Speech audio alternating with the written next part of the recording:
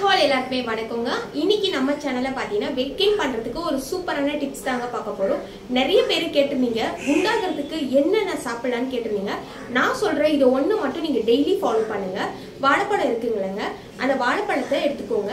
நீங்க வாழைப்பழம் எந்த வாழைப்பழம் வேணாலும் பயன்படுத்தலாங்க. அதாவது பாத்தீங்கன்னா செவ்வாழை, நேந்திரம் இதுதான் பயன்படுத்தணும்னு கிடையாது. மஞ்சள் வாழைப்பழம் கூட நீங்க பயன்படுத்திக்கலாம்.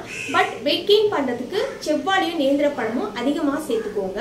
இப்போ வாழைப்பழம் எடுத்துக்கிறீங்கன்னா அதுலேயே பார்த்தீங்கன்னா உங்களுக்கு 90 கேலரிஸ் வரைக்குமே கிடைக்கும் ஒரு லார்ஜ் சைஸ் வாழைப்பழத்தில்.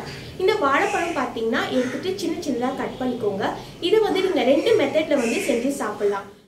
வாழைப்பழத்தை சின்ன சின்ன பீஸாக கட் பண்ணி ஒரு பாத்திரத்தில் சேர்த்துக்கோங்க. இதில் கொஞ்சமாக தேன் சேர்த்துட்டு காலையில் டைமில் நீங்கள் எடுத்துக்கலாம். ஈவினிங் டைமில் ஸ்நாக்ஸ் மாதிரி கூட எடுத்துக்கலாங்க. அப்படி இல்லைன்னா இது கூட நீங்கள் நாட்டு சக்கரை சேர்த்துக்கலாம். ஏன்னா வாழைப்பழத்தில் ஆல்ரெடி இனிப்பு இருக்கிறதுனால நீங்கள் லைட்டாக தேன் மட்டும் சேர்த்தாலே போதும், டேஸ்ட்டு சூப்பராக இருக்கும்.